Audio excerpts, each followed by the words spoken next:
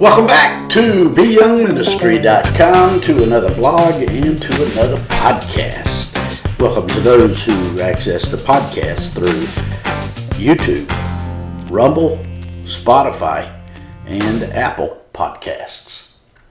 Today we continue in our study of Genesis chapter 6. We're in verses 13 through 16, which reads, "And God said to Noah, The end of all flesh has come before me, for the earth is filled with violence through them, and behold, I will destroy them with the earth. Make yourself an ark of gopher wood. Make rooms in the ark, and cover it inside and outside with pitch. And this is how you shall make it. The length of the ark shall be 300 cubits, its width 50 cubits, and its height 30 cubits.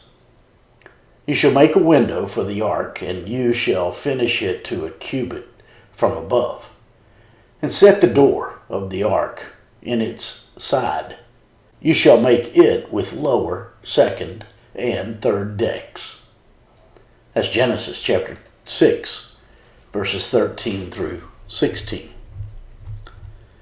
Today we continue our study of Genesis chapter 6, where rebellious man has drawn a line in the sand, and God had no other choice but to warn sinful man to turn back to him, or they would face certain death. It only took 10 generations before God had to start considering the destruction of sinful man. God had to judge sin and death, because if he did not, sin and death would win. And death was required to defeat death, because in order for man to know the life of God once again, sin had to be overcome by life. Without this plan, there would be no hope for our eternity, and we would be trapped in sin and death forever. But since God has intervened by sending his Son to die on the cross, sin and death has been defeated by life. In verse 13 of today's passage, we read, "And God said to Noah, The end of all flesh has come before me, for the earth is filled with violence through them, and behold, I will destroy them with the earth." In the days of Noah, human wickedness was growing out of control, and as a result, the entire world was to be destroyed. If Noah didn't find grace in the eyes of the Lord, there would have been none for you and me. And when the world finds itself very soon in the coming tribulation period, very few will come out of that event having trusted in the grace of God. The deceptive powers of the enemy will be incredibly strong during that time, known as Jacob's trouble, according to Jeremiah chapter 30 and verse 7. In fact, the Lord Jesus said in Matthew 24, verses 21 and 22, "For then there will be great tribulation, such as has not been since the beginning of the world until now. No, nor ever shall be. And unless those days were shortened, no flesh would be saved. For the elect's sake, those days will be shortened." The increase of corruption and violence in a society are always the mark of an impending disaster. When they become widespread and intense, they mark the imminence of collapse. History confirms that this is always the way God acts in society. Man is by nature a fully dependent being. Therefore, we must depend upon God for our very breath. We are the most dependent creatures on the earth, even more than the animals. We lack even the instincts which animals have. Yet fallen man denies this most important point of life, and we are forever trying to assert our ability to do everything for ourselves. All of us lack the rationale, the intelligence, and the knowledge to run our lives. We have deluded ourselves into thinking that we have the ability to live life apart from God. Whereas Enoch, the first man in the scriptures of whom it says he walked with God, was directly taken out of this world to heaven to be with God, God rescued Noah and his family through the flood in the ark. Just as during Enoch and Noah's day, even in today's wicked world, the grace of God is to be found. Until then, believers in the Lord Jesus must be about God's business, telling others about his offer of forgiveness through his Son's death on the cross. Grace is to be found, but better it be found now before the time of Jacob's trouble comes. Looking for grace while one is looking for enough food to feed oneself inevitably leads to hard choices that most people will fail at in the end. In verses 14 through 16 of today's passage, we read, "Make yourself an ark of gopher wood. Make rooms in the ark and cover it inside and outside with pitch. And this is how you shall make it. The length of the ark shall be 300 cubits, its width 50 cubits, and its height 30 cubits. You shall make a window for the ark, and you shall finish it to a cubit from above, and set the door of the ark in its side. You shall make it with lower, second, and third decks."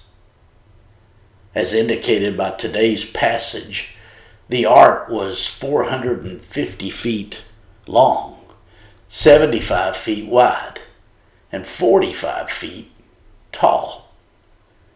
The ark had 3 decks, all spaced 15 feet apart.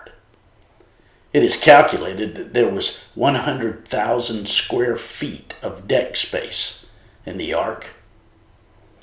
There were 1.4 million cubic feet of storage space, or the equivalent of 522 normal-sized train cars.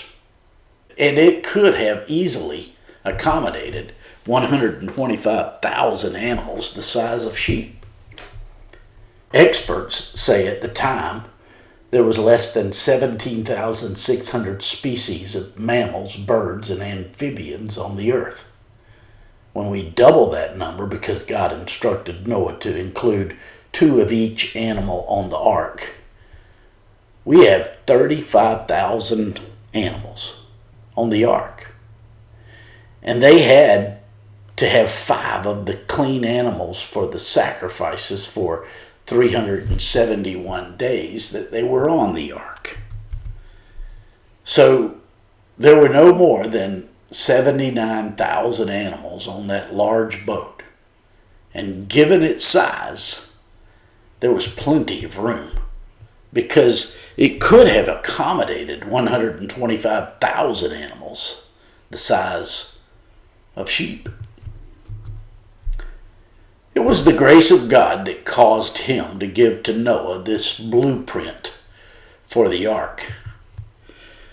Noah didn't know anything about building large boats.